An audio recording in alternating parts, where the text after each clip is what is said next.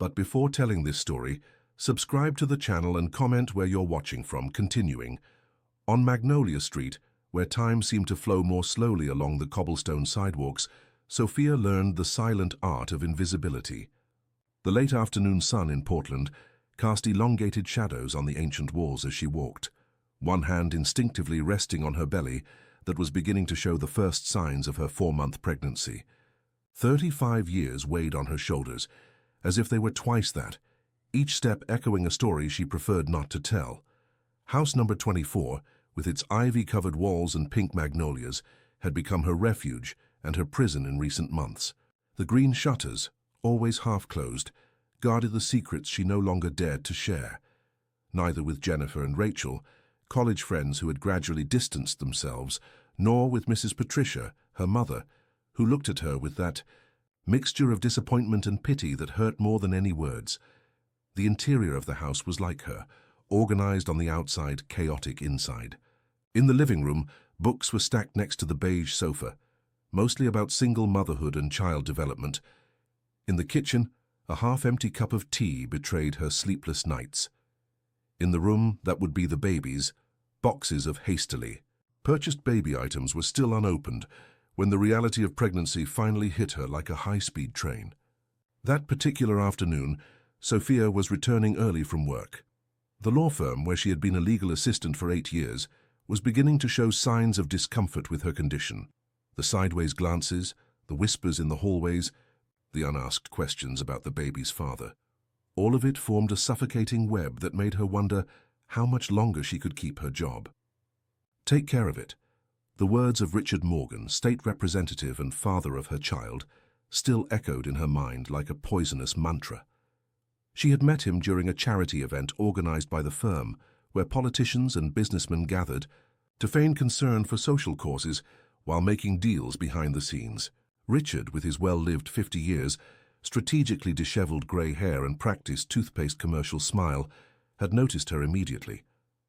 The affair lasted 3 intense months, meetings in discreet hotels, dinners in restaurants, away from downtown, promises whispered between expensive sheets. Sophia wasn't naive. She knew he was married, knew she was just a temporary distraction. But there was something in the way he looked at her, as if she were the only woman in the world, that made her lower all the guards she had built over the years. When she discovered the pregnancy, her hands trembled so much she could barely hold the test. She called him immediately, her voice choked with fear and expectation. The silence on the other end of the line lasted an eternity. Then came those 2 words, followed by the sound of the call ending. After that, total blockade, different numbers, secretaries trained to deny her existence, security instructed to keep her away. Sophia spent the first days in a state of shock, alternating between crying fits and moments of fierce determination. She considered all options, weighed all possible scenarios. In the end, she chose the life growing inside her, not out of morality or religion, but from a visceral certainty that this child was her last chance to build something truly her own. The move to Magnolia Street happened soon after. The traditional neighborhood, with its old houses and discreet residents, offered the anonymity she needed. She sold the apartment she had purchased with so much effort downtown and found house number 24 at a surprisingly accessible price. She later discovered that the street had a reputation for being haunted, which explained the low property values. But on that particular afternoon, something was different. As she climbed the porch steps, Sophia felt a wave of dizziness so strong she had to lean against the wall. The world spun violently, colors and shapes mixing in a confused watercolor. Her legs gave way, and her last conscious thought was panic, not for herself, but for the baby. What she didn't know, as her body gently slid to the ground, was that 2 eyes were watching her attentively from the window of the house next door. As she opened her purse to pay the taxi driver, she found the hospital envelope.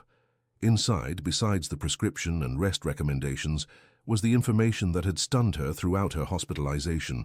All expenses had been covered, and along with it, that simple card with an elegant handwriting that spoke of expensive education and tradition for future emergencies. Neighbor, House 26. Sophia knew house number 26 by sight, of course. It was impossible not to notice the imposing construction, with its 3 floors of preserved colonial architecture and immaculately maintained garden. Unlike the other houses on the street, which showed signs of age and a certain charming neglect, number 26 seemed to exist in its own temporal bubble, where every detail was meticulously controlled. In the 4 months she had lived there, she had seen movement in the house only a few times. A gardener who came regularly, a housekeeper of indeterminate age who sometimes hung white sheets on the clothesline in the backyard, and occasionally a luxury car that entered and left the garage at strange hours. The owner was a mystery that neighbors commented on in whispers, weaving theories ranging from the tragically romantic to the frankly absurd. Now, standing on her porch with the card between her fingers, Sophia found herself looking at the windows of the house next door. Which one belonged to the man who had rescued her? The same person who, according to the hospital nurse, had guaranteed that she would receive the best available room and regular visits from the best specialists. The rain began to fall, first in sparse drops that soon transformed into a dense curtain. Sophia went inside, but the feeling of being watched remained.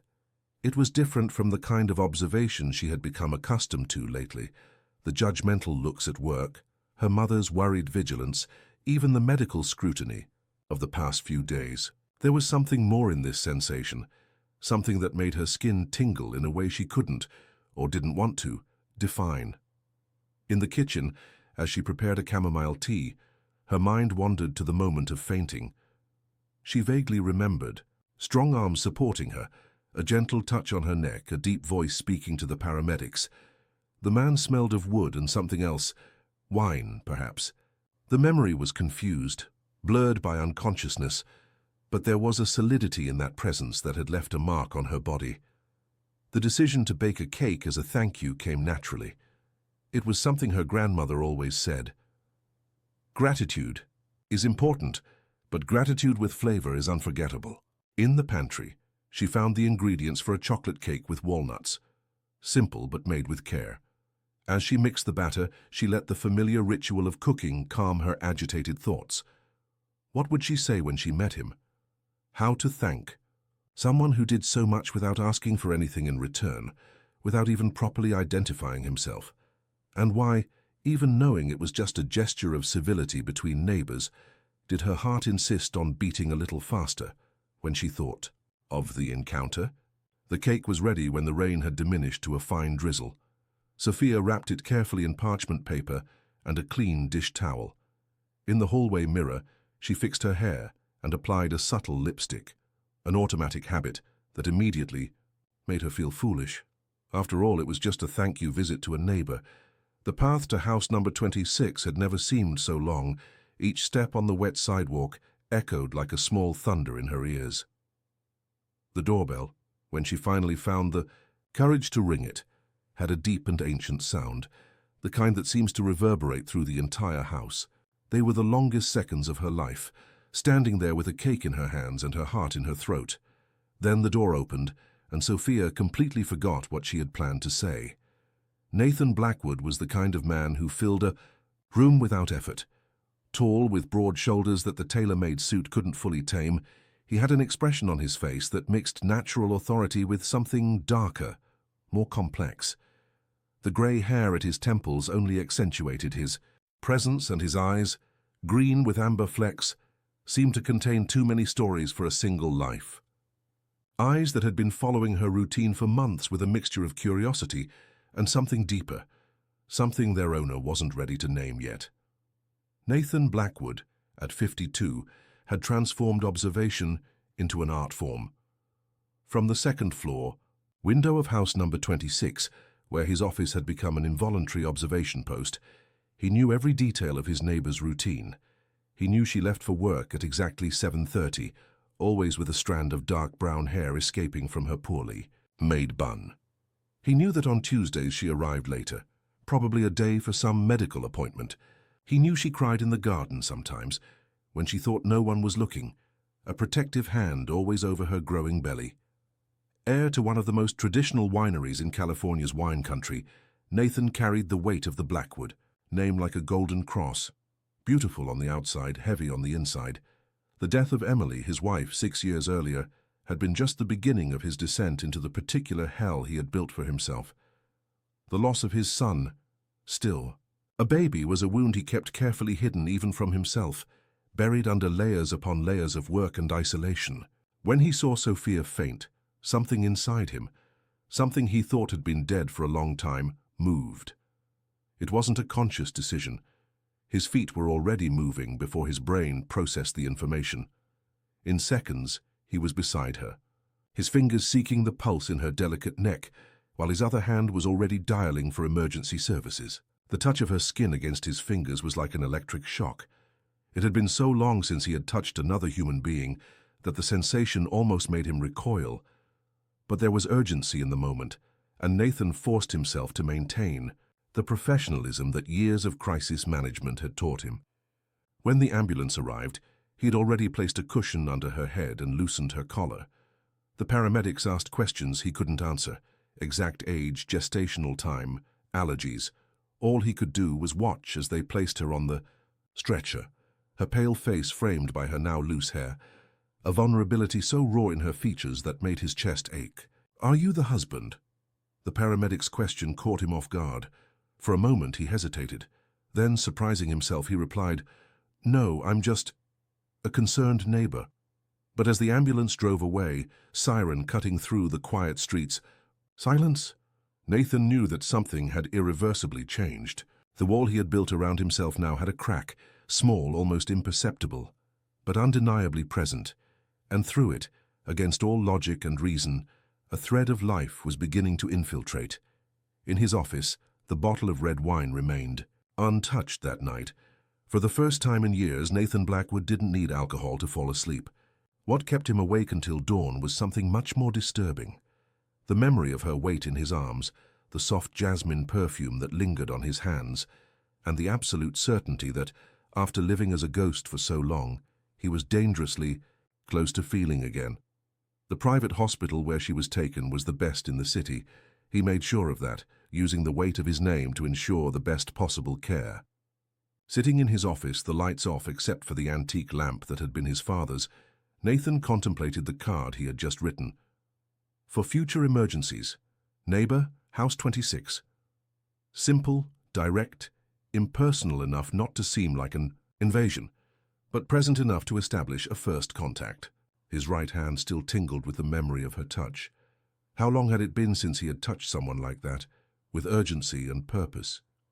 Emily had been the last, and even those memories were fading like old photographs left in the sun. His son. No, he would not allow his mind to wander down that path. Not today, not when there was already too much feeling circulating in his veins. Sophia's return home happened 3 days later, on a cloudy morning that promised rain. The taxi stopped in front of number 24, and she got out with cautious movements, as if her own body was now an unknown territory she needed to map again. The diagnosis had been severe anemia combined with low blood pressure, nothing that seriously threatened the pregnancy, but a clear warning that she needed to take better care of herself. "Miss Sophia." His voice was exactly as she remembered from the day she fainted, deep and controlled, with a slight accent that suggested origins in the wine country. "It's a pleasure to see you recovered." It was the way he said her name, as if he had already pronounced it many times in his mind, that made her realize he knew her, not just from the incident, but from before. How many times had those eyes observed her without her knowing? "I came to thank you." The words came, out softer than she intended. "For the rescue, for the hospital, for everything. I made a cake, chocolate with walnuts. It's not much, but please come in." He opened the door wider, an elegant gesture that allowed no refusal. "It's raining again, and your doctor would certainly not recommend that you be exposed to the weather." The interior of the house was exactly as she imagined and completely different at the same time. The furniture consisted of true antiques, not reproductions, each piece telling a story of generations. But there was also a discreet modernity in the details, a sophisticated sound system, smart lighting, technology perfectly integrated with the classic style. The smell of freshly brewed coffee filled the space, mixed with something else, sandalwood, perhaps, creating an atmosphere that was simultaneously welcoming and intimidating. Nathan led her to the living room, where an electric fireplace cast dancing shadows on the walls. "Coffee?" he offered, and before she could respond added, "Or perhaps tea would be more appropriate considering your condition." "Tea would be... great, thank you." Sophia sat in a burgundy leather armchair, feeling strangely small in the grand environment. "You have a beautiful home." "Nathan," he corrected her gently, serving the tea in a porcelain cup so fine it seemed it could break, with a sigh. "Just Nathan, please, and the house, and it's more a mausoleum of memories than a home, I'm afraid." There was something in the way he said this, a note of bitterness so deep that Sophia felt it physically. Her eyes ran around the room, noticing, for the first time, the small signs of an interrupted life. A woman's shawl forgotten on the piano, a photograph turned face down on a side table, empty spaces on the walls where other paintings had clearly been. "How long has it been?" The question escaped before she could contain it. "I'm sorry, it's none of my business." 6 years. Nathan sat in the opposite armchair, his eyes fixed on some point beyond her. "Emily, my wife. It was a car accident. And afterward..." He stopped, as if the following words were physically painful to pronounce. "Afterward, we lost the baby, Thomas. He was only 3 months old." The silence that followed was as dense as fog. Sophia felt her own child move in her womb, as if responding to the mention of another child who never had the chance to grow up. Her hand instinctively covered her belly, a gesture that didn't go unnoticed by Nathan. "How many months?" he asked, softly. 4, she replied, surprised by her own willingness to share. "Almost 5. It's a boy, too." Nathan nodded, an almost imperceptible movement. His eyes, when they met hers, contained such deep understanding that Sophia felt her defenses beginning to crumble. Here was someone who knew pain, who understood what it was to carry a different kind of loneliness. "The father," he began, then stopped, reconsidering. "Forgive me, I have no right to ask." "No, it's okay." Sophia took a deep breath, realizing that she needed to tell someone who wouldn't judge her. "He's a state representative. Married. It was a brief affair, 3 months of hidden meetings and empty promises. When he found out about the pregnancy, he blocked me from everything. 'Take care of it,' were his last words to me." Nathan's jaw visibly tensed, a vein pulsing in his neck. For a moment, Sophia saw something pass through his eyes, a controlled, primitive fury, that made her understand why the Blackwoods were one of the most respected and feared families in the country. "Some men don't deserve the title of father," he said finally, each word carrying a weight that went beyond her situation, or human being, actually. The rain outside had transformed into a furious storm, as if the sky shared in the intensity of the moment. Sophia watched the drops run down the living room window, creating hypnotic patterns on the glass. The word echoed in her mind like a slap. How many times had she stayed late organizing cases for the lawyers who now looked at her sideways in the hallways? How many coffees had she served in meetings where these same men discussed alimony cases with complicit smiles? "I'm pregnant, not sick or incapable," she said, each word carrying a dignity she didn't know she still possessed. "If the firm can't handle that, perhaps it's better that we part ways." The surprise on Mr. Marcus's face would be comical in other circumstances. Clearly he expected tears, pleas, perhaps even a confession about the child's father, something he could use as gossip at the next happy hour. "Well, if that's how you feel," he cleared his throat, uncomfortable, "we can prepare your termination for the end of the month, with all legal guarantees, of course." Sophia left his office with trembling legs, but her head held high. In the bathroom, she allowed herself 5 minutes of controlled panic. How would she pay the bills? What would she do next? The money from selling the apartment wouldn't last forever, and a pregnancy had costs that seemed to multiply each day. When she arrived home that afternoon, earlier than usual, she found Nathan in her garden. He was talking to the gardener, apparently giving instructions about the proper cultivation of magnolias. Upon seeing her, his face instantly changed expression. "What happened?" he asked, dismissing the gardener with a discreet gesture. "How did you—" she began, surprised by his perception. Your eyes, he answered simply. You've been crying. There was no denying it. Even having composed herself on the way, her eyes were probably still red and swollen. Without saying a word, Nathan led her to the porch, pulling out a chair for her to sit. Tell me. It wasn't a request nor an order. It was an invitation to share the burden that was clearly crushing her. And she told him. About the office, about the looks, about the hypocrisy disguised as concern, about the fear for the future, about the bills that accumulated, about the feeling of being completely alone in a battle that grew larger each day. Nathan listened in silence, his eyes never leaving hers, his hands occasionally closing into fists. When she mentioned some particularly cruel comment from former colleagues, "Let me help," he said finally, his voice softer than usual. "I can't accept charity, Nathan," she replied, tired. "It's already hard enough to accept the fruit and vitamins. It's not charity." He interrupted her, a note of urgency in his voice. "It's investment." "Investment?" She frowned, confused. "I need someone to manage the winery's documentation here in Portland." He explained, as if the idea had just occurred to him, although Sophia suspected it wasn't quite like that. "Someone with legal experience, organized, discreet. The salary would be significantly higher than at the firm, and you could work primarily from home." "Nathan," she began, but he raised a hand, asking for silence. Before refusing, "Think of it as a business proposal. You have the necessary qualifications, I have the need. It's as simple as that." But it wasn't simple, and they both knew it. There was something growing between them, something that made each interaction loaded, with unspoken meanings. Accepting to work for him would mean bringing their lives even closer together, intertwining their destinies in a way that could be dangerous for both.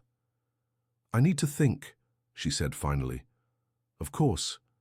He nodded, rising with that natural elegance that seemed to be part of his essence. "Take the time you need, but know that the proposal is serious and remain standing." Before leaving, he hesitated for a moment, as if wanting to say something more. Instead, he extended his hand and, in a gesture so quick it could have been imagination, lightly touched her face, his thumb collecting a tear she hadn't even realized had escaped. That night, alone in her bed, Sophia couldn't stop thinking about his touch. It was the first time they had touched since the day she fainted, and the sensation of his fingers on her skin had left a trail of electricity that refused to dissipate. Her son moved in her womb as if sensing her agitation. "What do you think, little one?" she whispered in the darkness. "Should we trust him?" The answer came in the form of another movement, stronger this time. Sophia smiled, caressing the belly. That grew each day. The tea in her cup had cooled, forgotten during the conversation that flowed with surprising naturalness. "You should eat something," Nathan commented, his eyes noticing the almost imperceptible tremor in her hands.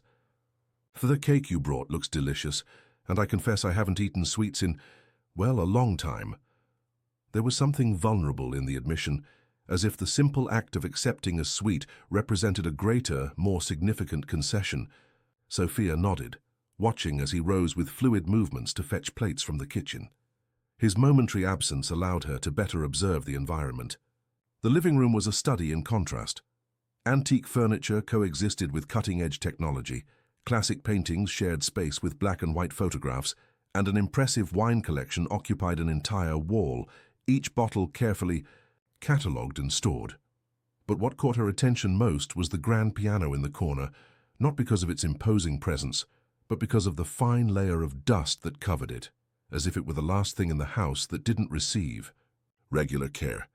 Nathan returned with porcelain plates and silver cutlery, a combination that made Sophia feel simultaneously honored and out of place. He cut the cake with surgical precision, serving 2 generous slices. "Chocolate with walnuts," he commented, after the first bite. Emily loved to make a similar one, but she could never get the walnuts right. They were always too toasted. A pause, a distant look. "This one is perfect." "Thank you," Sophia responded softly, noticing how he had shared another small part of his story, like someone testing the depth of the water before diving in. "It was my grandmother's recipe. She used to say that cake is like love. It needs time and patience to turn out right. An almost imperceptible smile curved Nathan's lips. Your grandmother seems to have been a wise woman. She was. Sophia confirmed, a twinge of longing coloring her voice. She raised me after my parents separated. She died 5 years ago, cancer. But she left a notebook full of recipes and advice. It's practically my survival manual now. A particularly loud thunder made the windows tremble, and Sophia instinctively shrank. Nathan stood up, crossing the room with sure steps to close the heavy curtains. You shouldn't drive in this weather, he said, his voice carrying a natural authority that left no room for discussion. I can call a driver to take you when the storm passes. I live next door, she reminded him, a slight tone of amusement in her voice. Ah, yes. He seemed genuinely embarrassed for a moment, something that made him appear more human, less intimidating. Sometimes I forget that I'm no longer isolated. The confession hung in the air between them, loaded with unspoken meanings. Sophia realized it was the first time she had seen him show any kind of vulnerability, even if momentary. Why did you help me? The question escaped before she could contain it. At the hospital, I mean. You could have simply called the ambulance and... Because you reminded me of something I thought I had lost. Nathan interrupted her, his voice lower, more intense. The capacity to feel concern for someone besides myself. The silence that followed was electric. Sophia felt her heart accelerate, not out of fear or anxiety, but from an emotion she couldn't or didn't want to name. Nathan stared at her with an intensity that should have been uncomfortable, but wasn't. It was as if he were seeing through her beyond the layers of protection she had built over the months. I observe you, he continued, the words coming out like a confession. From my window, not in an inappropriate way, but you have a strength that intrigues me. Even alone, even with everything you're facing, you maintain a dignity that is admirable. Sophia felt her cheeks burn. The idea that she had been observed should have alarmed her, but instead she felt strangely comforted, as if all this time, while fighting her battles thinking she was completely alone, there had been someone witnessing her resistance. Sometimes, she began, her own voice sounding distant to her ears, sometimes I feel like I'm drowning. That each decision I make pulls me further down. Work is hanging by a thread, my friends have distanced themselves, my mother barely speaks to me. And yet, when I feel the baby move, I know I would do it all again. Nathan moved then, sitting closer to her. Not close enough to touch, but enough that she could feel the heat emanating from his body, the subtle scent of his expensive cologne. You're not drowning, he said, each word carrying a certainty she hadn't felt in months. You're navigating turbulent waters, but you're keeping course. And now... A pause, as if choosing his next words carefully.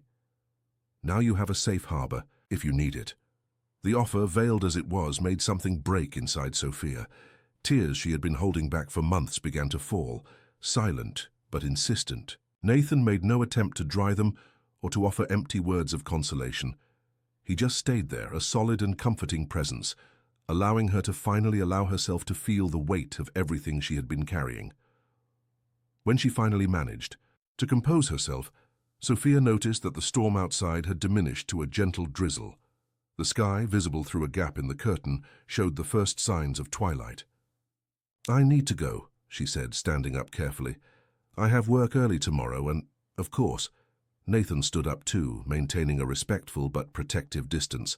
At least allow me to accompany you to the door. The path to the entrance never seemed so long and so short at the same time. Each step was loaded with unspoken words, with possibilities that were beginning to take shape in the air between them.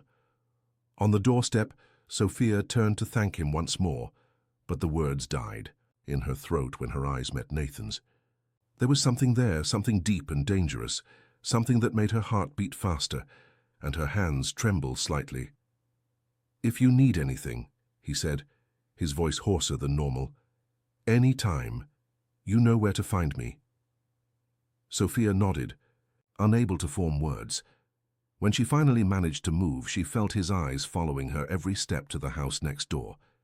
Only when she was safely inside her house did she allow herself to breathe deeply. What was happening to her? To them? Was it just gratitude on her part? Loneliness on his? Or was there something else, something deeper and more dangerous beginning to grow between the ancient walls of those two houses? That night, lying in her bed, Sophia dreamed of green eyes flecked with amber and strong hands that prevented her from falling. And for the first time in months, she didn't feel alone. The days that followed brought a new routine to Magnolia Street. Sophia began to notice small changes in her life. A basket of fresh fruit left on her porch every morning, a new set of prenatal vitamins of the most expensive brand on the market mysteriously delivered to her door, a gardener who appeared weekly to take care of her magnolias without ever presenting a bill. She knew where these gestures came from, of course. Nathan's silent signature was in every detail, in the precise choice of each item, in the discretion with which everything was done.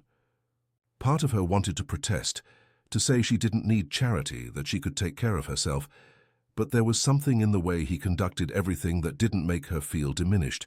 On the contrary, she felt protected. On a particularly difficult morning, when morning sickness caught her by surprise with full force, Sophia heard soft knocks on her door. Upon opening it, she found a tray with fresh ginger tea and simple toast, accompanied by a note written in that elegant handwriting she was beginning to recognize. For difficult moments. N. At the law firm, things were starting to get more complicated. Mr. Marcus, her direct boss, called her for a conversation that tried to sound casual, but had an obvious weight of ultimatum. "Sophia, you know we've always valued your work here," he began, adjusting his tortoiseshell glasses with evident discomfort. "But your current condition? Well, some clients have been making comments, and you know how sensitive our field is to image." "My pregnancy doesn't affect my professional capacity in any way, Mr. Marcus," she replied, keeping her voice firm despite the knot forming in her throat. "It's not that, dear." The use of the diminutive made her grind her teeth. "It's more a matter of, well, you understand, a single, pregnant legal assistant, without an adequate family structure.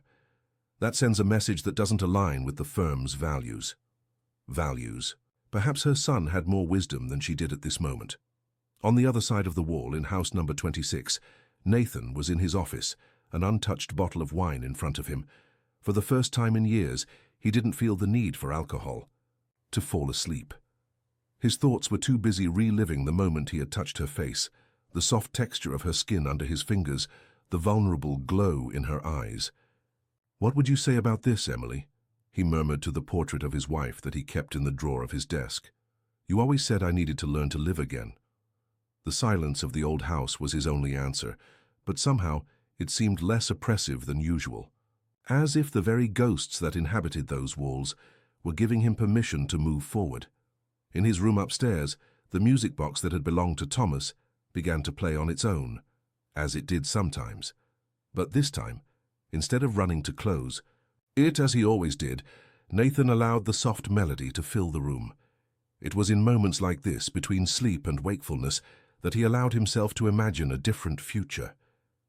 A future where children's laughter would again echo through the empty corridors, where the piano would be played again, where his heart, so carefully guarded, could beat again for someone.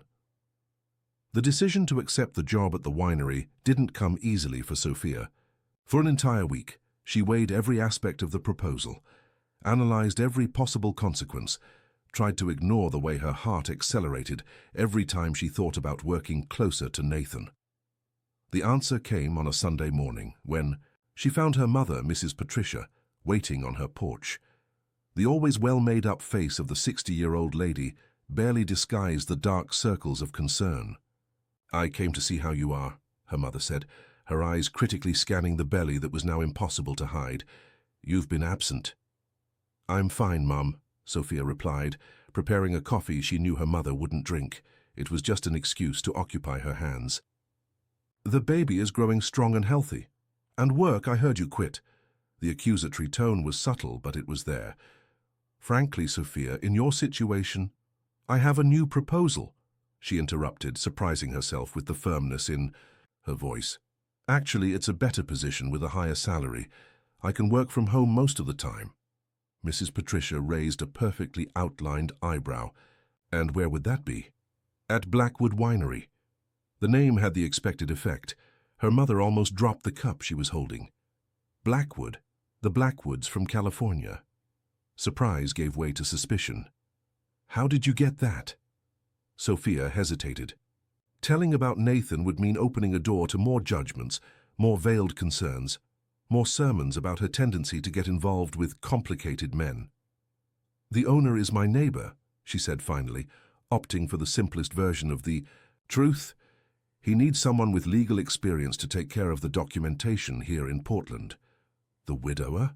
Her mother asked, and before Sophia could respond, continued, Everyone knows the story, daughter. The dead wife, the baby too. They say he never recovered, that he lives like a ghost in that house. He's not a ghost, Mom, Sophia replied, more defensively than she intended. He's just someone who has gone through a lot of pain. The look her mother gave her was loaded with an understanding that made her feel uncomfortably exposed. Be careful, Sophia. Broken people have sharp edges. The conversation with her mother should have made her rethink the decision, but it had the opposite effect. That same afternoon, she crossed the small path to house number 26, determined to give her answer. Nathan received her in his office, an impressive room on the second floor, with walls lined with books and a privileged view of the gardens of both houses. The afternoon sun entered through the high windows, creating golden patterns on the Persian rug. I accept the job, she said without preamble before she lost courage. He was standing by the window, and for a moment he stood perfectly still, like a statue surprised by life. When he turned to face her, there was something in his eyes that made her heart skip a beat. Are you sure? His voice was hoarser than normal. I don't want you to feel pressured or... I am, she gently interrupted him. But I need to establish some rules. A slight smile curved his lips. It was on one of these mornings that Sophia noticed something different about Nathan. He was more restless than normal, his fingers drumming on the table in a way she had never seen before. Is something wrong? She asked, observing him over her cup of chamomile tea. I need to travel, he replied after a moment of hesitation. To the main winery in California. I would normally send a representative, but this time, it's a delicate matter. Oh. She tried to ignore the tightness in her chest at the prospect of his absence. For how long? A week, maybe 2. He studied her with that intensity that always made her feel as if she were being read from the inside. Will you be okay here alone? The concern in his voice touched and irritated her simultaneously. Nathan, I'm pregnant, not invalid. Besides, I can continue working from home if you prefer. No, he replied quickly, perhaps too quickly. I prefer that you continue coming here. The house, it needs life. What he didn't say, but both understood, was that the idea of the empty house again disturbed him. Since Sophia had begun working, there the previously silent spaces had gained a new energy. Even the ghosts seemed quieter. Come with me. The words left his mouth before he could contain them. Sophia almost choked on her tea. What? To the winery, he elaborated, his face assuming that determined expression she already knew well. It would be good for you to know the complete operation, to better understand the business, and your doctor said you can travel without problems now. How do you know what my doctor... she began, then stopped, remembering that he still paid for her health plan. Never mind, but Nathan, wouldn't it be appropriate? Why not? He asked, a touch of challenge in his voice. You are my legal assistant. It's perfectly normal that I would want you to know all aspects of the business. It was a logical, professional argument, but there was something more in his eyes, something that made her heart beat faster. And where would I stay? The property has several guest suites. He responded promptly, as if he had already thought about this. Completely separate from the main house. Sophia bit her lip, thoughtful. The idea of knowing the place where it all began, of seeing Nathan in his natural environment was tempting. Besides, a part of her, a part that had been growing each day, didn't want to be away from him for so long. "I need to think," she said finally. "Of course." He nodded, rising from the table with that natural elegance that always fascinated her. "We leave in 3 days if you decide to come." The following days were a whirlwind of conflicting thoughts for Sophia. On one hand, there was the voice of reason, her mother in her head, repeating warnings about complicated men and inappropriate situations. On the other, there was something deeper, more visceral, that urged her to take this step. The final decision came from an unexpected source. That night, while organizing some old winery documents, Sophia found a photograph that must have fallen from some folder. It showed a younger Nathan, smiling openly next to a beautiful woman with light hair who could only be Emily. They were in front of a vineyard, the setting sun creating a golden halo around them. They looked so happy, so complete. For some reason, the photo didn't make her feel jealousy or inadequacy. Instead, it brought a deeper understanding of who Nathan was, of how much he had lost, and of how much it cost him to try to open his world again to someone. The next morning, she had a small suitcase ready beside her door. Nathan showed no surprise at seeing her, as if somehow he already knew she would come. The plane journey was smooth, with Nathan constantly attentive to her comfort without being suffocating. At San Francisco Airport, a car waited for them for the 2-hour trip to the property in the wine region. It was during this journey that Sophia began to truly understand the magnitude of the Blackwood Empire. The land seemed to extend infinitely, row upon row of carefully cultivated vineyards, punctuated by ancient constructions that told a story of generations. "My family has been here for over 100 years, Nathan explained, noticing her admiring gaze. "My great-grandfather came from Italy with just a few grape seedlings and a lot of determination. Each generation expanded a little more, maintaining traditions but adapting to new times." There was a pride in his voice she had never heard before, as if here, among his family's vineyards, he could finally lower his defenses a bit. When they finally arrived at the main property, the sun was already setting, painting the sky in shades of pink and gold that seemed to come from a painting. The house, or rather the mansion, was an imposing construction in Italian colonial style, with 3 floors of history and elegance. "Welcome to Blackwood Estate," Nathan said softly, observing her reaction. Sophia felt something tremble inside her. It wasn't just the beauty of the place, but the sensation of crossing an invisible threshold. Somehow she knew that after this trip, nothing would be the same between them. And for the first time since she discovered the pregnancy, the prospect of change didn't frighten her. On the contrary, it seemed inevitable, like the grapes that ripen at the right time no matter what happens around them. There was something deeply intimate in the way he talked about the vines, as if each one was an old friend he had known for years. At one point, he took Sophia's hand and guided it to a particularly beautiful bunch of grapes. "Feel," he murmured, his voice hoarser than normal. "The texture of the skin, the firmness of the fruit. This is how we know when it's the right time for harvest." The touch of their joined hands on the grapes sent shivers throughout Sophia's body.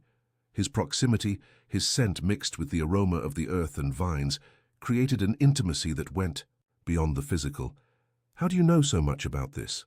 she asked, trying to keep her voice steady, despite the whirlwind of sensations crossing through her.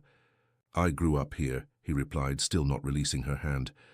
"My father taught me everything about wine since I could walk.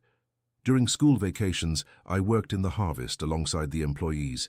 It was his way of teaching me that, to lead, you need to first understand every aspect of the work." They continued walking, their hands still entwined as if it were the most natural thing in the world. The sun was almost setting when they reached an ancient small chapel, hidden among the vines. "Emily and I married here," he said softly, stopping in front of the construction. It was a small ceremony, just family and close friends. She was beautiful. It was the first time he had spoken of Emily so openly, and Sophia felt the weight of the moment. But instead of the acute pain she expected to see on his face, there was a kind of melancholy serenity. "You loved her very much," she said. "It wasn't a question." "Yes," he replied, turning to face her. And for a long time I thought that meant I could never feel anything for anyone else, that it would be a betrayal of her memory. Sophia's heart accelerated. There was something in the way he looked at her that made the air seem denser, loaded with possibilities. "And now?" she heard herself asking, her voice little more than a whisper. "Now." He took a step in her direction, his free hand rising to touch her face with a gentleness that made her eyes close. "Now I understand that the heart can hold more than one love, that Emily will always be part of me. But that doesn't mean I need to stop living." The first kiss came naturally, as if it were inevitable. Nathan's lips found hers with a softness that contrasted with the intensity of his touch. It was a kiss that carried history, all the pain, all the loss, all the hope of a new beginning that both carried. When they separated, the sun had completely disappeared, leaving just a remnant of light on the horizon. Sophia could feel her son moving in her womb, as if he too were part of that moment. "Nathan," she began, but he silenced her with another gentle kiss. "We don't need to define anything now," he murmured against her lips. "We can let it happen naturally in our own time, like the grapes." The path back to the estate was made in a comfortable silence, their hands still entwined. Night had completely fallen, and the stars shone with an intensity only seen far from big cities. When they reached the door of her suite, Nathan leaned in to give her a last kiss, as light as a promise. "Sleep well," he whispered, his thumb gently caressing her cheek before moving away. That night, lying in her bed, Sophia couldn't stop reliving each moment. His touch, the taste of his lips, the way her body seemed to fit perfectly with his despite the belly that grew between them. Her son moved more than normal, as if sensing her agitation. "You liked him too, didn't you?" she whispered to her belly, smiling in the dark. "He has that effect on people." On the other side of the property, in the main house, Nathan was in his private office, an untouched glass of wine in front of him. For the first time in years, he didn't feel the need for alcohol to fall asleep. His thoughts were too busy with the sensation of Sophia's lips on his, with the way she had surrendered to the kiss without reservations, completely trusting him. Thomas's music box, which he always carried on his travels, began to play spontaneously, as it used to do. But this time, instead of bringing pain, the melody seemed different, lighter, more hopeful, as if the very ghosts of his past were giving him permission to be happy again. The days at Blackwood Estate assumed their own rhythm after that night. During the day, Sophia and Nathan maintained a strictly professional posture, participating in meetings, reviewing contracts, getting to know every aspect of the winery's operation. But the nights were theirs.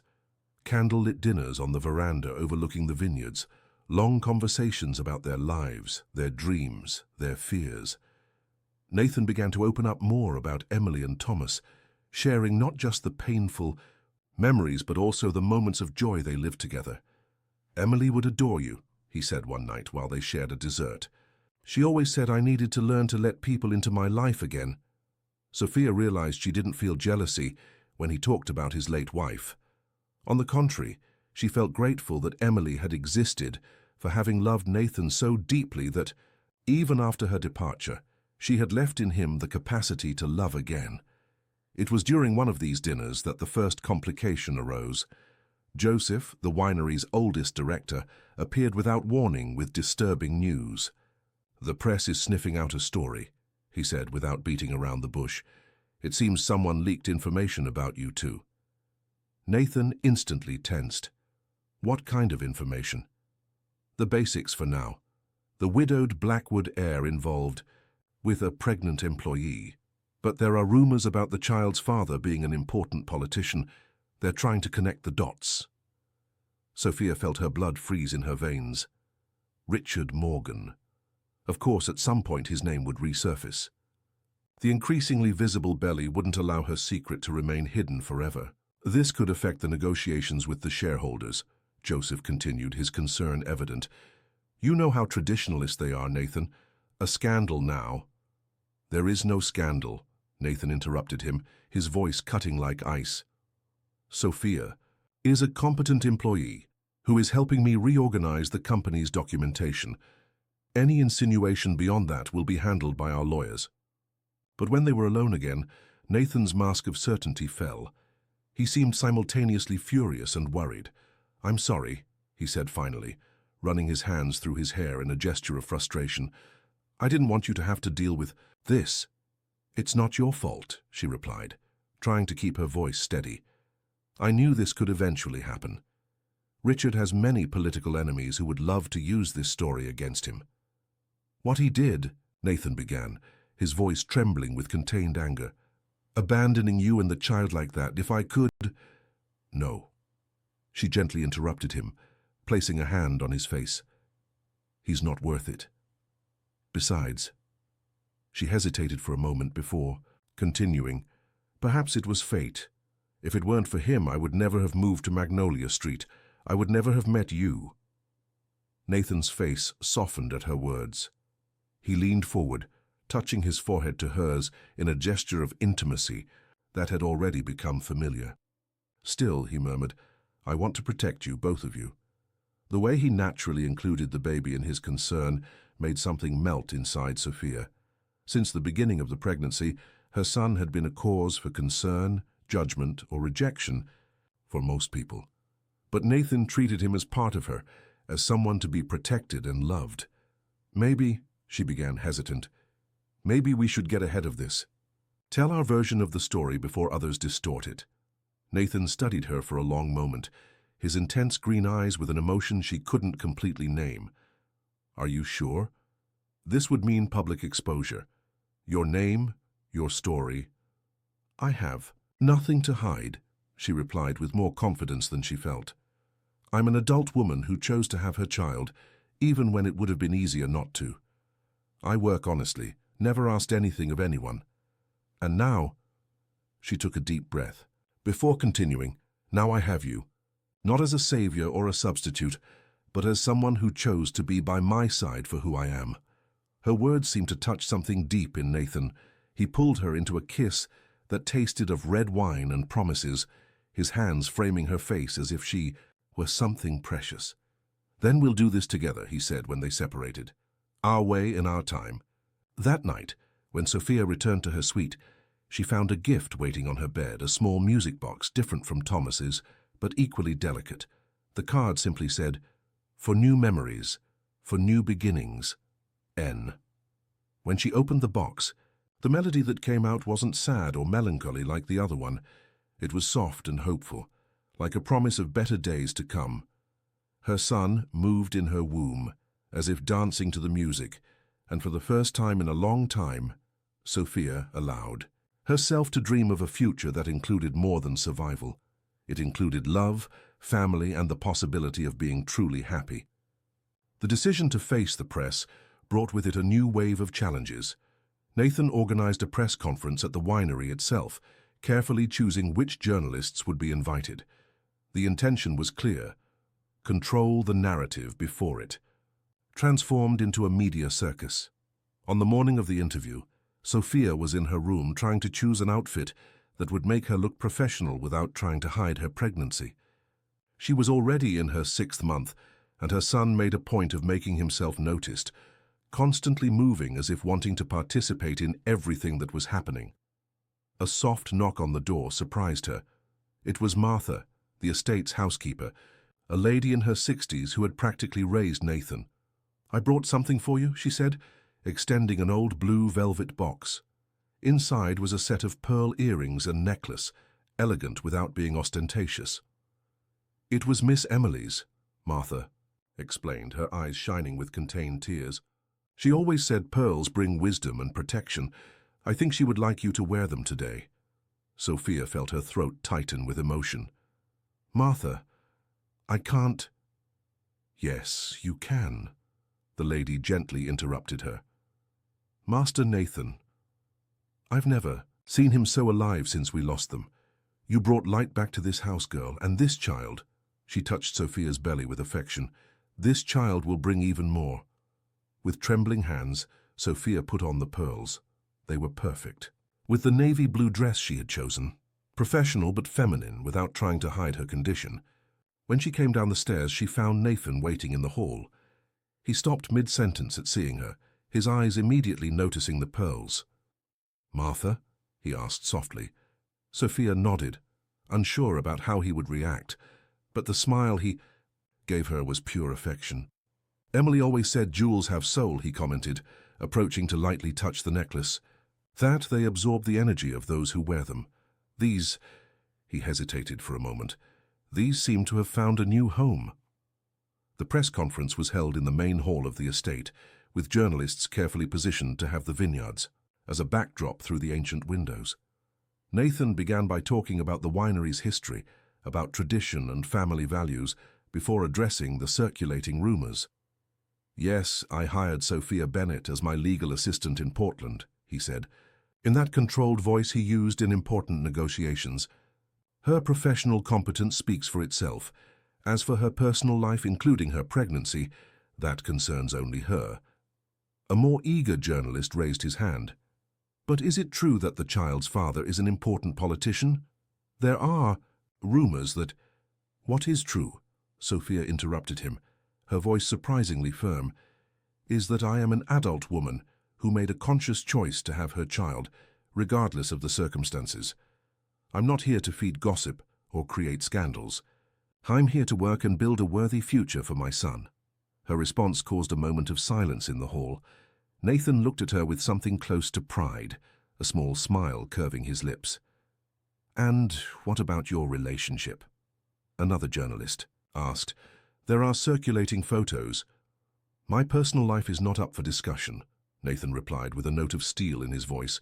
"What is up for discussion is the future of Blackwood Winery, which continues to be a family company committed to quality and tradition." But then, in a move that caught everyone by surprise, including Sophia, he extended his hand and held hers on the table. "However," he continued, his eyes fixed on hers, "I won't deny that I found in Sophia someone who made me believe in the future again. Someone who showed me that it's possible to carry the past with honor without letting it prevent us from living." The buzz that followed was intense, but Sophia barely noticed. All she could register was the warmth of Nathan's hand in hers, the tranquil strength in his eyes, the absolute certainty that no matter what came next, she was no longer alone. Later, when the journalists had already left and the sun was beginning to set over the vineyards, they walked together to the small chapel. The place had become their refuge in recent days, a space where they could just be themselves, without the pressures of the outside world. "You were amazing today," Nathan said, stopping to observe the last ray of sun crossing the colored glass windows. "I was terrified," she admitted, leaning against him. "I still am, actually. I don't know how Richard will react when this is published." "He won't do anything," Nathan replied with a certainty that made her look at him. "I have sufficient resources to ensure he keeps his distance, unless—" he hesitated, "unless you want him to be part of the baby's life." Sophia shook her head, her hand instinctively resting on her belly. "No, he had his chance and chose to abandon us. Besides," she turned to face him completely, "I think my son already has someone willing to be a real father to him." Nathan's eyes shone with contained tears. With infinite gentleness, he knelt before her, his hands framing her belly. "Hi, little one," he whispered, and the baby, as if responding, gave a kick exactly where his hand was. "I promise to take care of you and your mother. I promise to be the father you deserve, if you'll accept me." Sophia couldn't contain her own tears. There, in the small chapel where Nathan had married Emily years before, where so many love stories had begun and ended, a new story was being written.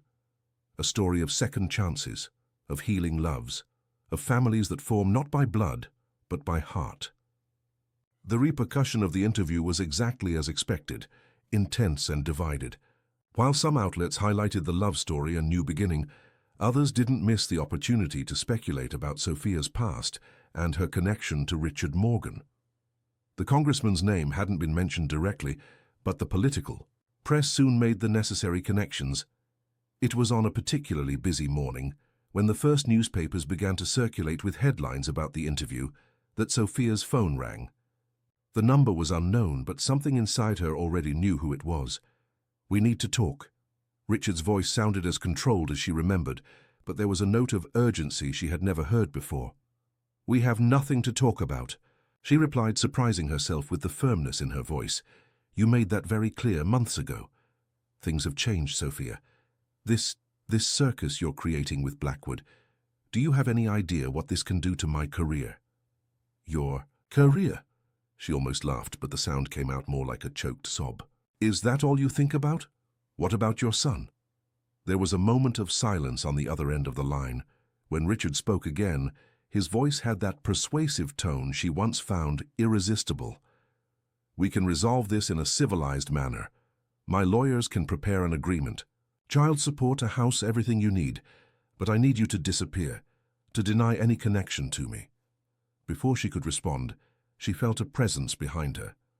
Nathan was standing in the doorway of her office, his face a mask of controlled fury. With deliberate steps he approached and extended his hand for the phone. For a moment Sophia hesitated. Of course, you're the lawyer here.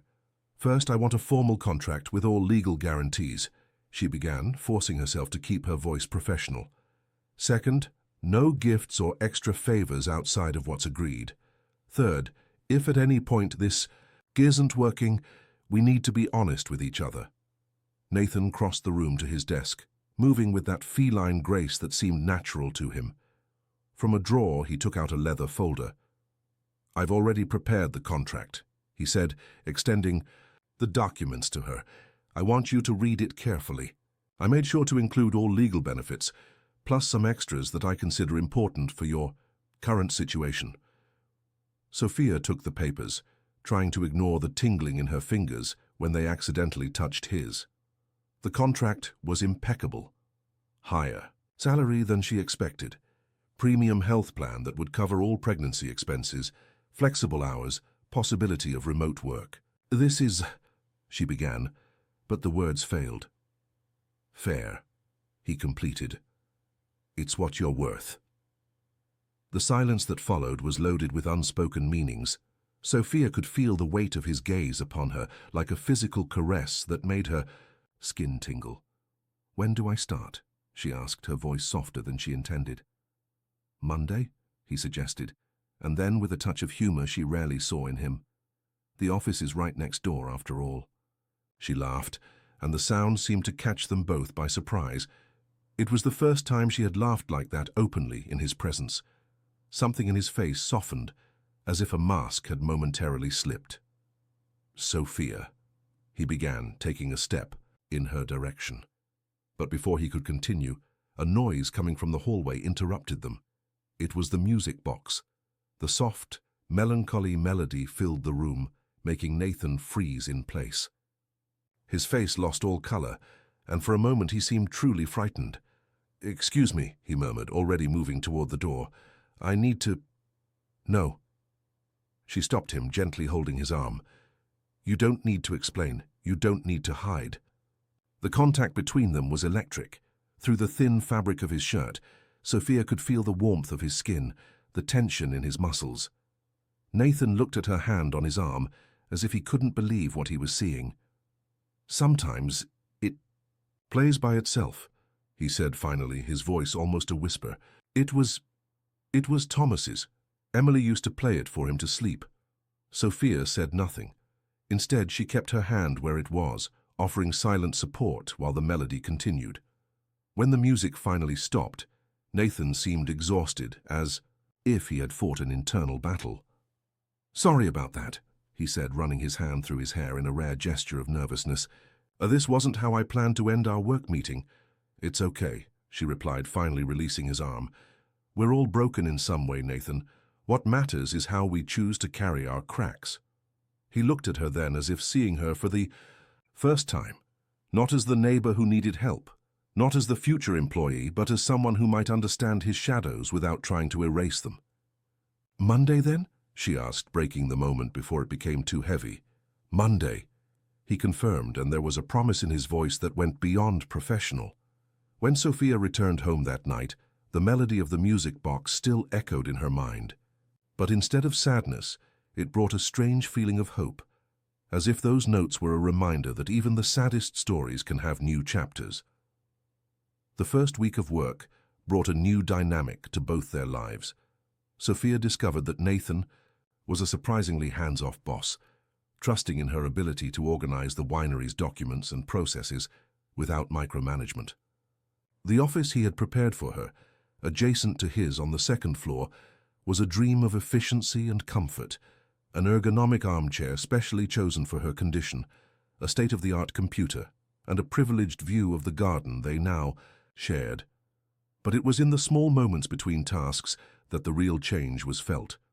The breakfast they began to take together in the main house's kitchen, the discussions about wines that inevitably transformed into deeper conversations, the comfortable silences that established themselves between them while they worked in their respective offices, only a thin wall separating them. Part of her wanted to protect Nathan from this mess, from this dark side of her story.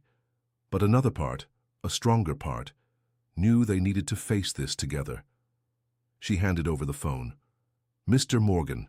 Nathan's voice was pure ice. "How convenient for you to finally show interest in the situation." "Blackwood," Richard replied, and now there was a touch of caution in his voice. "This is a private matter between—" "Nothing is private when it comes to the woman I love and the child I intend to raise as my own," Nathan interrupted him. "So I'll be very clear. If you or anyone connected to you tries to harm Sophia or this baby in any way, I will dedicate every penny of the Blackwood fortune to destroy your political career. And believe me, I have much more influence than you do." The silence that followed was deafening. When Richard spoke again, his voice had lost all its previous confidence. "What do you want?" "Nothing," Nathan replied simply. "Just for you to do what you're already doing. Keep your distance. This child will have a father who loves him and chose him. He doesn't need someone who rejected him before he was even born." With that, he ended the call. For a long moment, he stood still holding the phone, his breathing heavy as if he had run a marathon. "You didn't have to do that," Sophia said softly. Nathan turned to her, and the intensity in his eyes made her catch her breath. "Yes, I did," he replied, crossing the distance between them in 2 steps. "Because you are my family now. Both of—" "You are?" The word family made something explode inside Sophia's chest. Tears she didn't even know she was holding back began to fall, and Nathan pulled her into his arms, one hand caressing her hair, while the other rested protectively on her belly. "I love you," she whispered against his chest, the words escaping, before she could contain them. It was the first time she had said them out loud. Nathan stood completely still for a moment, and Sophia felt her heart accelerate. But then he pulled back just enough to look into her eyes, and what she saw there dissipated any insecurity. "I love you too," he replied, his voice hoarse with emotion, "more than I thought it would be possible to love again. And I love this child too, as if he were mine from the first moment." The kiss that followed was different from all the others they had shared. There was urgency, yes, but also a deep certainty, a silent promise of future. When they separated, breathless, Nathan kept his forehead pressed against hers. "Marry me," he said simply. Sophia blinked, surprised. "What?" "Marry me," he repeated, and now there was a smile in his voice. "Not because of the baby, not because of the press, not because of Richard or anyone else. Marry me because we found each other when we were both broken, and together we're learning to be whole again." "Nathan," she began, but he interrupted her with another quick kiss. "You don't need to answer now," he said. "We have time. We can do it our way, at our pace. But I want you to know that this is what I want. A life with you, with our son, a family we choose to build together." Sophia looked at him, really looked. She saw the small wrinkles around his eyes, marks of smiles he was relearning to give.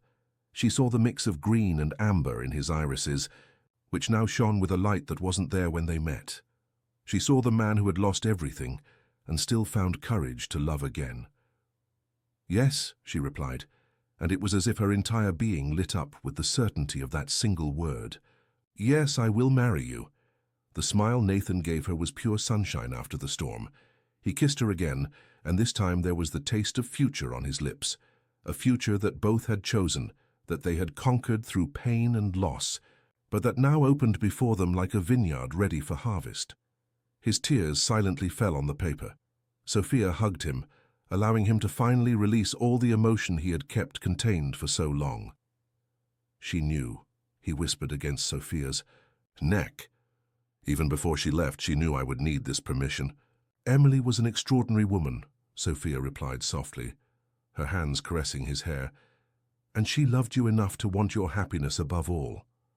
They stayed like that for a long time, sitting on the floor of the room among boxes of old memories and promises for the future. The baby moved constantly in Sophia's belly, as if sensing the intensity of the moment. Nathan didn't leave her side for a single second, offering water, massaging her back, whispering words of encouragement, even when his own voice trembled with concern. At one point, when exhaustion threatened to overcome her, Sophia began to cry. "I can't do it," she sobbed. "I'm not strong enough. Not strong." "Look at me," Nathan asked, holding her face between his hands. "Yes, you are.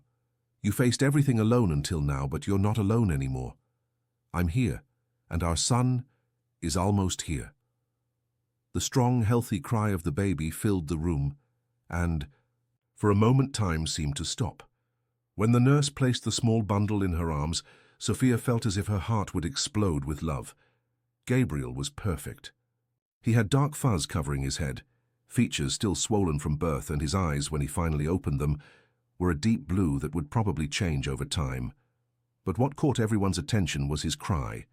Strong, determined, full of life. Nathan watched the scene with tears freely streaming down his face. When Sophia offered the baby for him to hold, his hands trembled so much that the nurse had to help. "Hello, son," he whispered, and his voice carried so much love that Sophia felt her own tears return. "Welcome to the world." It was at that moment, watching Nathan cradle Gabriel with such care and devotion, that Sophia fully understood what Emily had written in her letter. Love truly did not diminish when divided. It multiplied, grew, overflowed. The first hours were a blur of exams, visits from the medical team, and precious moments of getting to know every detail of the small being they had brought into the world. Martha appeared bringing flowers and tears of happiness. Even Mrs. Patricia, who still maintained certain reservations about the whole situation, completely melted when she saw her grandson. On the first night, when they finally had the hospital room to themselves, Nathan sat on the edge of Sophia's bed watching Gabriel sleep in his bassinet. "Thank you," he said softly. "For what?" "For giving me a family again, for trusting me to be the father of your son, for—" his voice faltered. "For a moment, for showing me that it's possible to start over." Sophia extended her hand to touch his face, feeling the stubble under her fingers. "You gave me a family too," she replied. "You gave me a home when I needed it most. You showed me that love can be gentle, can be safe." The kiss they shared was soft, full of promises and gratitude. It was interrupted by a small cry coming from the crib, Gabriel waking for another feeding. Nathan immediately got up to get him, bringing him carefully to Sophia's arms. As she nursed, he began to softly hum the melody of the music box. The baby seemed to recognize the music, his little eyes focusing in the direction of his father's voice with surprising attention for a newborn. In that moment, it was just the three of them, a family that had formed under the most unlikely circumstances, from love that is born in life's cracks and flourishes despite all adversities. Outside, Portland's night pulsed with its characteristic energy, but inside that hospital room, time seemed suspended in a perfect moment of peace and completeness, as if all the paths they had traveled, all the pain they had overcome, had led them exactly where they needed to be. The first months with Gabriel brought a new dynamic to the Blackwood house. The baby's cry echoed through the ancient corridors, mixing with the sound of the piano that Nathan now played every night. The sleepless nights, the first discoveries, each small milestone was celebrated as a shared victory. Martha practically moved into the house, insisting that they needed experienced help. In truth, everyone knew she simply couldn't stay away from the baby, whom she already considered her grandson in heart. It was during one of these nights, when Gabriel had just turned 3 months old, that the storm arrived. Not a meteorological storm, although Portland's sky was heavy with dark clouds, but a storm in the form of Richard Morgan. He appeared without warning, visibly altered, demanding to see his son. The house security tried to stop him, but he managed to get through, shouting threats and accusations that echoed through the garden. Nathan was upstairs with Gabriel, trying to get him to sleep, when he heard the commotion. Sophia, who was in the library organizing some documents, reached the door first. "I think we found the name," Nathan said finally, his voice firmer now. "If you agree, I'd like to call him Gabriel." "Gabriel?" Sophia asked, surprised by the unexpected suggestion. "It was Emily's father's name," he explained. "A man who believed in new beginnings, in second chances. He was the one who taught me everything about wines, who treated me like a son, even before I married his daughter." Sophia smiled, placing her hand over her belly. "Gabriel," she tried the name, and the baby responded with a strong kick. I think he approved. From that day on, the room began to gain a new life. The walls were painted in a soft shade of sage green, new curtains were installed, and gradually Thomas's toys were incorporated into the space in a way that honored the memory of Nathan's first son without transforming the room into a memorial. The music box gained a special place on the shelf, along with Emily's letter in a delicate frame. It was no longer an object of sadness, but a reminder that love can have many forms, many stories, and all of them are valid. The weeks passed quickly, bringing with them the changes of late pregnancy. Sophia was now in her 8th month, and Gabriel seemed increasingly anxious to meet the world, moving constantly and keeping his mother awake during long nights. It was during one of these sleepless nights that Nathan surprised her. She was in the library, having given up on sleep, after hours of tossing and turning, when she heard the first piano chords. Following the sound, she found Nathan sitting at the piano that had remained silent for so long. His hands moved over the keys with a familiarity she had never seen before, playing a melody that seemed strangely familiar. "It's the music from the box," she realized aloud. Nathan nodded without stopping playing. "Emily used to play it for Thomas every night. After I lost them, I could never approach the piano again. But today," he smiled softly, "today I felt it was time to bring music back to this house." Sophia approached, sitting beside him on the piano bench. Gabriel moved in her belly, as if dancing to the music. "He likes it," she said, taking Nathan's hand and placing it on her belly to feel the baby's movements. "Then I'll play for him every night," Nathan promised, his voice loaded with emotion. "Just as Emily did for Thomas. Not to replace, but to continue, to create new memories while honoring the old ones." And so, that night, another wall fell in house number 26. The sound of the piano again filled the ancient corridors, echoing between walls that had held so much silence and so much pain. But now the music carried a new promise, not of forgetting but of rebirth. Martha, who watched discreetly from the door, wiped away a silent tear. The Blackwood house was finally becoming a home again. The beginning of the 9th month brought with it growing anxiety. Sophia alternated between moments of extreme energy, when she compulsively reorganized the baby's room, and periods of deep exhaustion. Nathan observed everything with a mixture of concern and fascination, always present, but trying not to suffocate. It was during one of these reorganization moments that the first strong contraction caught her by surprise.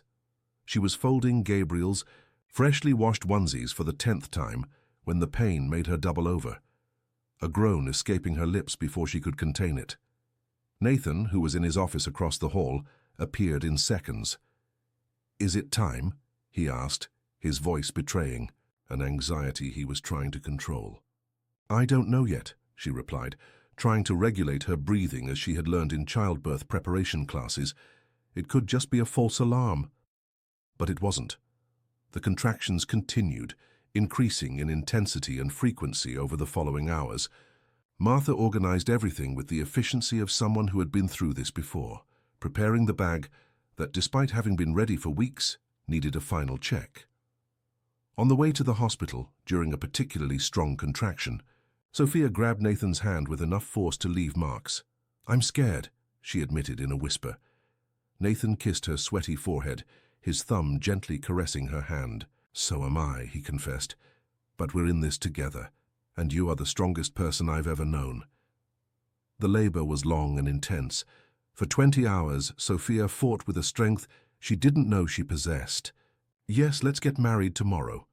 At that moment, as if approving his parents' decision, Gabriel let out a small, satisfied sigh through the monitor, and in the library, the music box began to play on its own, its familiar melody, now no longer a song of mourning but a celebration of new beginnings. The dawn brought with it a different energy to Blackwood Estate. The news of the impromptu wedding spread quickly, with Martha taking command of the preparations with impressive efficiency. In a matter of hours, the small chapel was decorated with white flowers and red wine, a combination that spoke of both the past and the future. Sophia observed the preparations from the room that had been Emily's, where Martha had insisted she get ready. "It's tradition," the housekeeper said with an enigmatic smile, "and I have something special for you." The something special was a champagne silk dress that Martha had kept for years. Miss Emily bought it for a vow renewal that never happened, she explained, her eyes shining with contained tears. She always said it would be a waste to leave it stored forever. The dress seemed made for Sophia. Simple but elegant, with a cut that favored her new mother curves, it fell like a second skin. When she looked in the mirror, she almost didn't recognize the woman who less than a year ago had arrived broken at Magnolia Street. Mrs. Patricia arrived shortly after, still trying to process the news of the sudden wedding. But upon seeing her daughter in the wedding dress, with Gabriel sleeping peacefully in the portable crib beside her, something in her expression changed. "Are you happy?" she asked simply. "More than I ever imagined it was possible to be," Sophia replied honestly. Her mother nodded, as if finally accepting something she had resisted for so long. "Then that's what matters." The ceremony was intimate and deeply emotional. Gabriel, awake and surprisingly calm in his white onesie, was in Martha's arms. Nathan waited at the improvised altar, wearing a navy blue suit that made his eyes look greener than ever. When Sophia entered the chapel led by her mother, the expression on Nathan's face made her heart skip a beat. It was a look of love so pure, so complete, that for a moment she forgot how to breathe. The elderly priest, who had known the Blackwood family for generations, conducted a simple but meaningful ceremony. He spoke about second chances, about love that rises from the ashes, about families that form not just by blood, but by choice. The vows were exchanged with voices choked with emotion. Nathan went first. "Sophia, you found me when I was just a shadow of who I once was. You didn't try to erase my past or compete with it. You simply showed me that there was room for more love, more life, more future. I promise to honor this gift every day, being not just your husband, but a life companion, a father to Gabriel, a man worthy of the love you so generously offer me." Tears flowed freely down Sophia's face when it was her turn. "Nathan, you showed me that love can be safe, can be gentle, can be deep without being destructive. You not only welcomed me, but gave a home to me and my son when we needed it most. I promise to be your partner at all times, respect your memories while we build new ones together, and love you with all the strength I discovered I have within me." Gabriel chose this moment to let out one of his contagious laughs, making everyone in the chapel smile. It was as if he too wanted to participate in that sacred moment, blessing his parents' union with his innocent joy. The rings were simple, white gold with a small internal engraving, "For New Beginnings." When Nathan slid the ring onto Sophia's finger, his hands trembled slightly. When she did the same, she could feel his heart beating rapidly through the contact of their hands. The kiss that sealed the union was soft, full of promises. When they separated, Gabriel extended his little arms, asking to be held, and they naturally formed a trio hug, their first official photo as a family. The small reception took place in the estate's garden, with a simple table decorated with more flowers and some bottles of Blackwood Winery's special vintage. Martha had prepared a lunch that combined traditional Italian dishes with American delicacies, a fusion that perfectly represented the union of the two families. "What do you want, Richard?" she asked, her voice firm despite the tremor in her hands. "I want to see my son," he shouted, swaying slightly. "You can't stop me. I have rights. Rights? Nathan's voice cut the air like an ice blade. He had come down the stairs with Gabriel in his arms, the baby surprisingly calm despite the noise. What rights are those, Congressman? The ones you abdicated when you told her to take care of it. Richard seemed to shrink a bit before Nathan's imposing presence, but the alcohol in his blood kept him belligerent. You can't raise my son, he said, pointing an accusatory finger.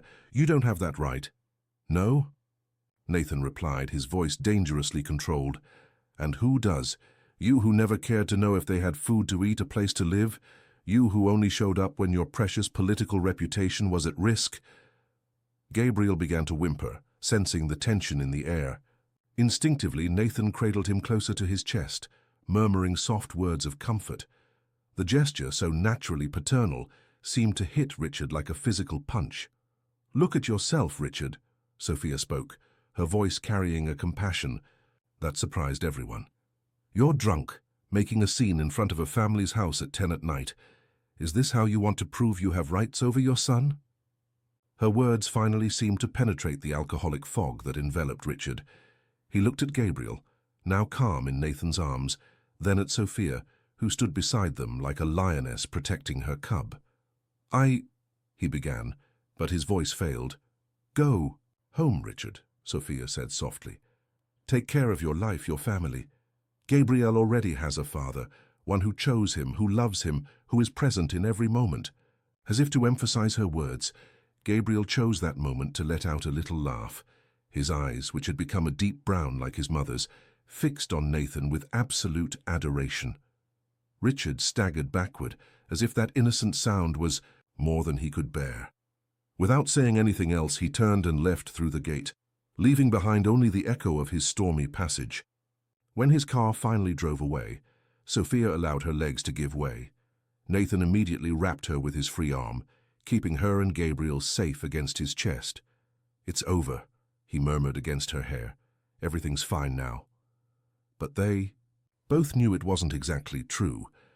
That unexpected visit had brought to the surface fears that Sophia had carefully buried, fear of losing Gabriel, fear that her past could threaten the happiness they had built. That night, after Gabriel finally fell asleep, Nathan found Sophia on the veranda looking at the illuminated city. What are you thinking about? He asked, wrapping his arms around her from behind. About how strange life is, she replied, leaning back against him. A year ago, I was alone, afraid, not knowing what the future would be like. Now, she turned to face him. Now I have a family, a home, a love I never imagined was possible. And nothing will change that, Nathan promised, his eyes fixed on hers. Richard may have biological rights, but family is much more than blood. It's choice, it's presence, it's unconditional love. Like you and Emily, she said softly. Like you still love her, even after so long. Yes, he agreed, pulling her closer.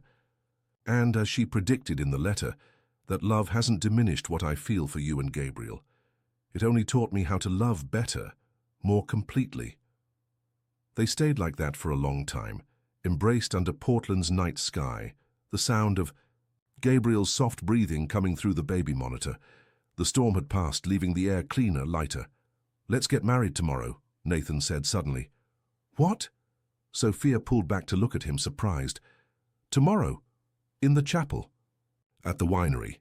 Just us, Gabriel, Martha, your mother if she wants to come. No party, no complications. Just our family celebrating our love. The spontaneity of the proposal, so different from the always controlled and planning Nathan, made Sophia laugh. Are you serious? Completely. He smiled, that rare smile that lit up his eyes. After today I realized I don't want to wait any longer. I want us to officially be a family in every possible sense. Sophia felt tears of happiness forming in her eyes. Yes, she replied, pulling him for a kiss. It was during this moment of celebration that Nathan surprised everyone, especially Sophia, with an announcement. From today, officially, Gabriel will be registered as Gabriel Bennett Blackwood. Not just in heart, but also in documents. He is my son. Sophia looked at him, surprised. You didn't have to. Yes, I did, he gently interrupted her. Because he is my son in every sense that matters. And I want the whole world to know that." The moment was interrupted by Gabriel, who was beginning to get restless, needing a change and probably hungry. The naturalness with which Nathan took the baby and offered to care for him, while Sophia finished eating, said more about his paternity than any official document could express. Watching her now husband go up the stairs with her son in his arms, softly humming the melody of the music. "Box!" Sophia felt a wave of love so intense it almost left her breathless. There was her family, not the one she had planned, not the one she had expected, but the one that fate, in its infinite wisdom, had gifted her. Martha approached silently, placing a hand on her shoulder. "You know what Miss Emily always said? That true love isn't finding someone perfect, but learning to see perfection in someone's imperfections." Sophia smiled, tears of happiness shining in her eyes. She was right, as always. Upstairs, you could hear Nathan's voice softly talking to Gabriel, the baby responding with his cheerful gurgles. It was a different melody from what the music box played, but equally beautiful, the music of a family that had found its own rhythm, its own harmony. In the center of the garden, oblivious to the two women's conversation, Nathan and Sophia danced slowly to the sound of the new melody, with Gabriel still in their arms, creating their own small universe of love and protection. The party extended until nightfall, when the first stars began to dot Portland's sky. The guests gradually departed, taking with them not just the mementos from Gabriel's birthday, but also the sensation of having witnessed something special, the blossoming of a family that had been born from the most unlikely circumstances. Later, after Gabriel finally fell asleep, exhausted from so much emotion, Nathan found Sophia on the veranda, looking thoughtfully at the illuminated city. "What are you thinking about?" he asked, wrapping her in his arms. "About how life comes full circle," she replied, leaning back against his chest. "A little over a year ago I was desperate, not knowing what the future would be like now. Now I have everything I never knew I wanted." Nathan softly kissed her neck, inhaling the jasmine scent that had become so familiar. "You saved us. You know, me, this house, this entire family. You brought life back to places I thought would be dead forever. We saved each other," she gently corrected, turning in his arms to face him. "You gave me security when I needed it most. Love, when I least expected it." The kiss they shared tasted of fulfilled promise, of realized dreams, of a love that had grown in life's cracks and bloomed stronger because of them. That night, the music box played by itself one last time, not the old one, which held Thomas's memories, nor the new one that Nathan had commissioned, but the one Emily had left. It was as if she too was giving her final blessing, her last goodbye. The music echoed softly through the old house, mixing with the sound of Gabriel's peaceful breathing and the whispers of love exchanged by his parents in the room next door. It was a symphony of life, of love, of new beginnings. And so ended a chapter in the Blackwood family story, not with sadness or loss, but with the promise of new beginnings, new loves, new stories to be told. Because true love has no end. It only transforms, grows, multiplies, like the vines that for generations had given life and sustenance to that family. The next morning, when the sun rose over the gardens of the house on Magnolia Street, its first lights found a complete family, united not just by blood ties or legal documents, but by daily choices of love, respect, and dedication. Gabriel woke, early as always, filling the house with his cheerful cries of "Dada Mama." Nathan was the first to get up, as had become his custom, allowing Sophia to sleep a little longer. Standing in the nursery that had once been Thomas's, now transformed into Gabriel's particular kingdom, Nathan watched his son, yes, his son in all the ways that mattered, play with the first rays of sunlight coming through the window. "You would be a great big brother," he whispered, a private conversation with the memory of his first son. "But I know that from somewhere you're looking after him too." Sophia found him like that, lost in thoughts while Gabriel played happily. She hugged him from behind, her body fitting perfectly to his, like puzzle pieces that finally found their place. "Are you okay?" she asked softly. "Better than okay," he replied, turning to kiss her. "I'm complete. And it was true. There, on that ordinary morning of any day, Nathan Blackwood finally understood what Emily had tried to tell him in her letter. Love was not a finite quantity that needed to be carefully divided. It was a living force that grew, adapted, found new ways to flourish. Gabriel let out one of his contagious laughs, and his parents laughed along, their voices mixing in a perfect harmony of happiness. Outside, the magnolias in the garden began to open their petals to another day, silent witnesses to a love story that had been born among their flowers. A story that proved that sometimes you need to completely break to discover that inside you there is strength enough, not just to rebuild yourself, but to build something entirely new and even more beautiful. A love story that, like the finest wines of the Blackwood family, would only get better with time. Epilogue. 5 years later, Blackwood Estate was in celebration again. The vines, loaded with the promise of another exceptional harvest, swayed gently in the evening breeze as guests arrived for the double celebration, Gabriel's 6th birthday and the inauguration of the new wing of the Institute, which now served more than 200 young people. Sophia observed the movement from the second-floor veranda, one hand resting absently on her 7-month pregnant belly. This pregnancy, planned and desired, was different from the first in every possible aspect. Where before there had been fear and loneliness, now there was certainty and love in abundance.